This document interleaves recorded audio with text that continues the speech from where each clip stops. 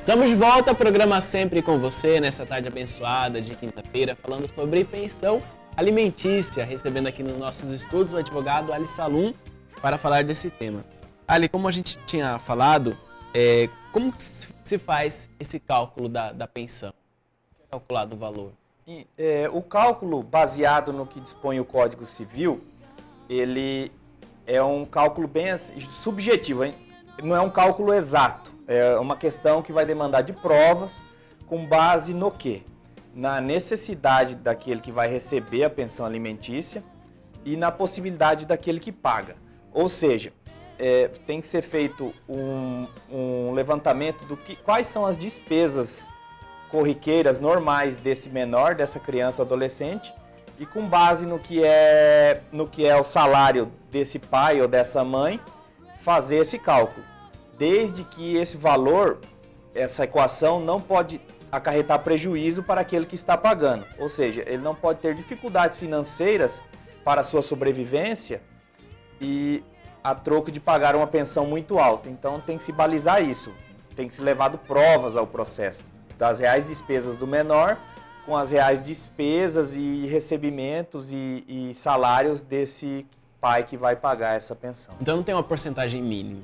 Não, essa questão da porcentagem, ela foi criada para os casos em que não se sabe realmente quanto o pai ganha, que geralmente quando não tem essa possibilidade de fazer essa prova, os juízes concedem 30% do salário mínimo, ou 30% do que supostamente ele ganha. Então esse cálculo é mais para esses casos, né? Não é uma regra.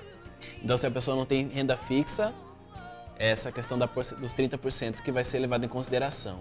Possivelmente, se ela não tiver como comprovar durante o período de um ano essa renda variável, porque com certeza ela vai ter uma estimativa de qual é o mínimo que ela ganha e qual é o máximo. Dentro dessa média, seria feito um cálculo para ver qual seria a pensão a ser paga. Porém, se não existe esse parâmetro, geralmente 30% do salário mínimo, ou diante do que for colhido em audiência, o juiz vai fixar outro valor, que atenda mais às necessidades do menor e não prejudique esse pai. E quando a mãe ela começa a morar com um novo companheiro, o pai ele pode pedir a revisão dessa pensão? Não, isso não influencia, até porque a pensão é específica para criança ou adolescente. Mas o pai não tem como provar também com relação à utilização desse valor, né? Deveria ser feita uma ação de prestação de contas, mas isso se torna litigioso, demorado dentro do Poder Judiciário, causa um desgaste, mas a princípio a pensão é só para o menor. Se ela tem um novo relacionamento, reside. Agora, se ele também, o pai que paga a pensão, tem um novo relacionamento e tem mais um filho, venha nascer um filho nesse novo relacionamento, aí também ele pode pedir a revisão para poder diminuir esse valor, porque aumentaram a despesa dele. Além dessa questão de um novo filho, quais outros casos que ele poderia pedir uma revisão da pensão? Nas hipóteses de que a mudança de sua situação financeira, por exemplo, ele era um grande empresário e veio a falir, então a sua renda diminuiu, por conseguinte ele pode entrar com uma ação revisional de alimentos e pedir a redução desse valor com base no que ele está ganhando. Ou se ele teve um avanço em seus rendimentos e deseja ajudar de uma forma bem difícil acontecer isso, mas tem mudado, as coisas estão mudando, ele pode também pedir o aumento dessa pensão.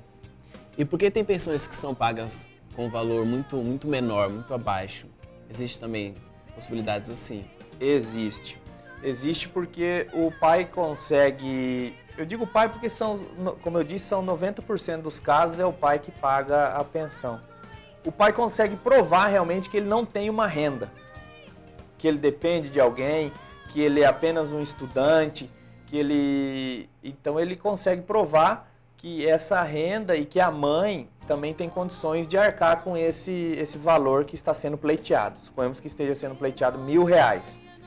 O pai consegue provar que ele só tem condições de pagar R$100 por mês. E a mãe tem condições de pagar 900, acaba-se que ele só paga 100. A gente está recebendo uma pergunta aqui no WhatsApp. pelo WhatsApp da TV, mas está digitando ainda. Enquanto a pergunta ainda não chega, eu gostaria de saber com relação a até que idade, né, o filho pode receber essa pensão. Tem uma idade máxima, no caso? Se o filho, até os 18 anos, não ingressa na faculdade, após os 18 anos ele não ingressa na faculdade, essa é a data limite para o pai pedir judicialmente a exoneração da pensão. Ela não é automática. O filho fez 18 anos, começou a trabalhar, se casou e ela não cai automaticamente. Deve ser pedido essa exoneração em juízo para que possa se cancelar esses pagamentos. Outra hipótese é, passados os 18 anos, se o filho está na faculdade, cursando algum curso técnico ou fazendo qualquer tipo de estudo, o pai deve custear essa pensão alimentícia até o término desses estudos. Ou nos casos de emancipação voluntária, legal, em que ocorre casamento, ou ocorre apenas a emancipação com os 16 anos também já pode também pedir essa exoneração, porque geralmente a emancipação é para a pessoa trabalhar, começar a gerir sua própria vida. Essa questão de ingressar na faculdade é com relação aos custos mesmo de uma faculdade? Por isso que se leva em consideração? Custos de uma faculdade. Deve ser levantado isso, repassado para o pai, ver se ele tem condições, o que ele pode custear desse curso. Se o pai ele não paga a pensão, ele perde o direito de visitar esse filho? Não. Os institutos são todos diferentes. Nenhum instituto influencia no outro. Pensão, ela é arbitrada e deve ser feito o pagamento. Mas se ele não está pagando a pensão, o que acontece muito, geralmente as mães proíbem a visita aos filhos. E isso não é permitido pela lei. O direito de visitas deve ser amplo e restrito, conforme foi feito em acordo ou durante o processo de divórcio, conforme eles acertaram esse direito de visitas. Bom, a pergunta que chegou aqui pra gente é da Maria Verani, da Vila Rosa. Ela faz a seguinte pergunta. Vamos ver se eu vou conseguir compreender aqui, mas eu acho que é assim. Quando se separa por traição, a convivência entre o pai e a madrasta não é muito boa. Essa criança ela pode ser levada para esse convívio, nesse meio, ou é o pai que tem que visitar essa criança? Existem alguns pontos, é uma matéria muito interessante, já foi tema do programa aqui, quando nós tratamos, por exemplo, de alienação parental, essas questões da guarda e do direito de visitas. Deve ser analisado se esse ambiente, dependendo da idade da criança, é um ambiente adequado. Tem que se analisar no caso concreto. Se não for um ambiente adequado, deve-se entrar com um processo de regulamentação dessas visitas e pedir para que seja uma visita ou assistida ou em outro ambiente, para que seja analisado se realmente isso é saudável para a criança, emocionalmente, psicologicamente. Agora, até que não tenha provas desse mau relacionamento, desse ambiente desagradável, não sei o caso, deve-se manter esse direito de visitas. Agora, se há essas suspeitas de maus tratos ou qualquer outro tipo de coisa, deve-se entrar primeiramente com essa regulamentação de visita. Essa questão do pai não pagar pensão e acabar indo preso, tem um tempo previsto para ele ficar preso? Sim. A lei hoje, com o novo Código de Processo Civil, ela estipulou de 1 a 3 meses. Isso é arbitrado pelo juiz e começa no regime fechado, ou seja, ele realmente vai preso. Só que ele é separado dos presos comuns. Até porque a prisão é apenas ela é coercitiva, ela é só apenas para obrigar o pagamento, ela não é uma punição pelo não pagamento.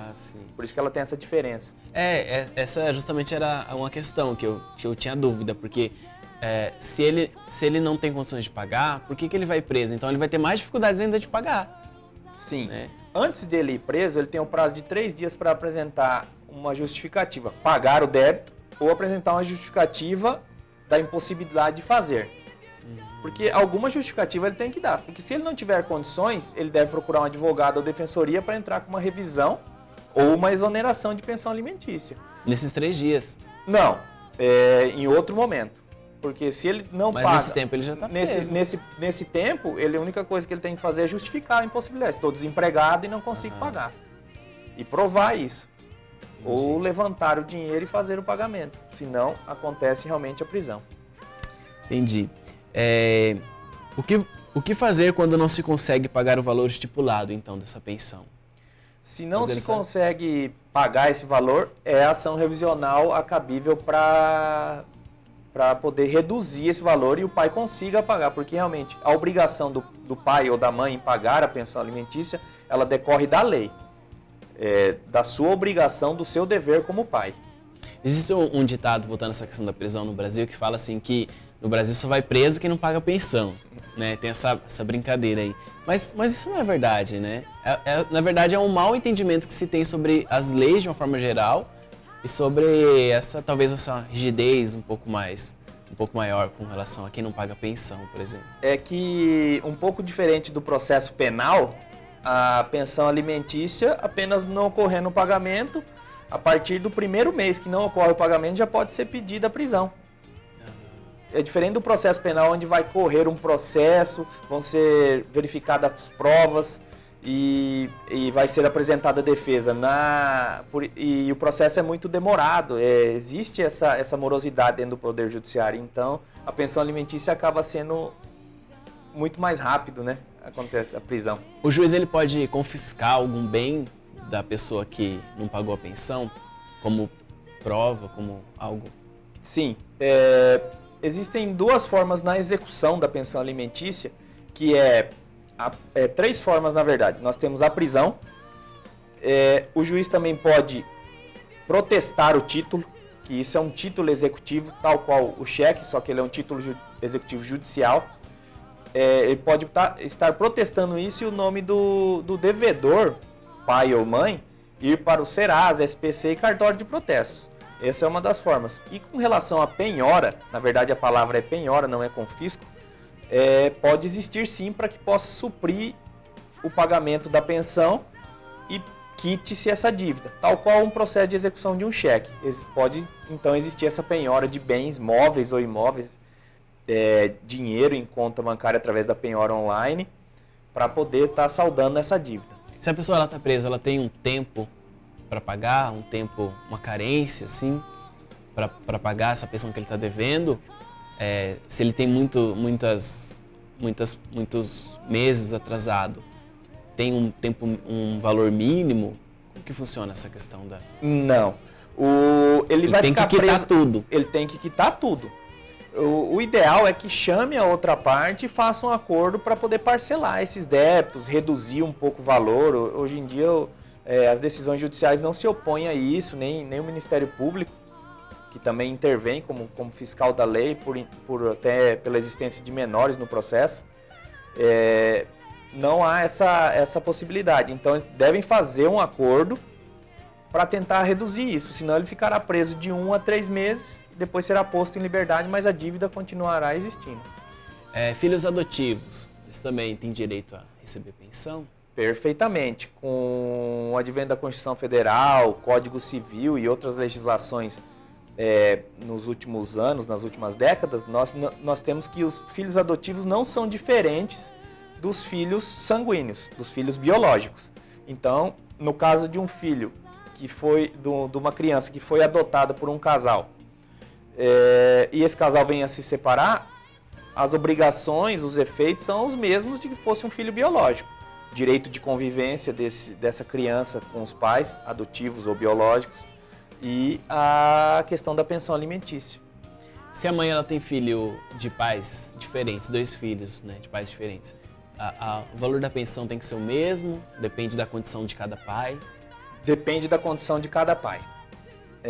Por mais que eles tenham a mesma despesa, vai depender da condição de cada pai. Cada pai pode ter o salário diferente, pode ter seus ganhos, seus rendimentos, sua renda ser diferente um do outro. Entendi. Então isso pode mudar de acordo com as condições. Isso não chega a ser um pouco discriminatório? Não acredito que seja discriminatório. É que a lei, quando ela é criada, ela não consegue abranger todos os casos possíveis para estar dentro do... Por isso que você tinha falado no início, que é subjetivo mesmo esse cálculo, né? O cálculo é muito subjetivo, depende de cada caso, enfim. E caso prove que a pensão não está sendo em benefício do menor, o que fazer?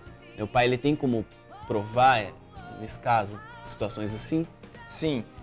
Se a pensão não está sendo utilizada em benefício do menor, pode ser feito primeiro uma ação de prestação de contas e pedir a devolução desses valores para que seja pago essa pensão. E com relação, se não está sendo utilizado, o menor precisa de menos e está sendo desviado esse dinheiro para outra finalidade, deve-se também pedir a revisional, tudo dentro de um processo para poder reduzir esse valor. Entendi. Ali, você tem alguma mensagem final, alguma coisa algo relacionado a essa questão da pensão? Se alguém tiver mais alguma dúvida, como faz para entrar em contato? Podem estar deixando suas dúvidas aqui propriamente no programa, que estarei fazendo o possível para responder, em conjunto aí com o Adamo estará reportando para mim e junto com a Rose elas estarão passando para mim. A mensagem que eu deixo é que não deixem que todos os casos vá para o Poder Judiciário. Primeiro, pode ser uma decisão que não é satisfatória para vocês. Segundo, o ideal é que as pessoas que estão litigando façam um acordo, porque é muito mais rápido e podem chegar ao melhor às suas vontades, tanto com direito de visitas, quanto a pensão alimentícia ou guarda. Então, é necessário que vocês conversem realmente, por mais que esqueçam essa questão do relacionamento passado e foquem na questão da criança ou do adolescente. Então, a minha mensagem é para que não hajam tantas brigas com relação a pensões, guardas ou direito de visitas. Pensem no menor e esqueçam as questões do passado. Com certeza o acordo, diante da morosidade, diante de todos os custos e do desgaste, é a melhor solução hoje. Ok, Ali, muito obrigado novamente pela sua participação. As portas da TV Imaculada Conceição sempre estarão abertas para você, para esclarecer, tirar as dúvidas com relação à área do direito. Bom, vamos fazer um pequeno intervalo. Daqui a pouquinho a gente está de volta com as principais notícias do programa Sempre com Você.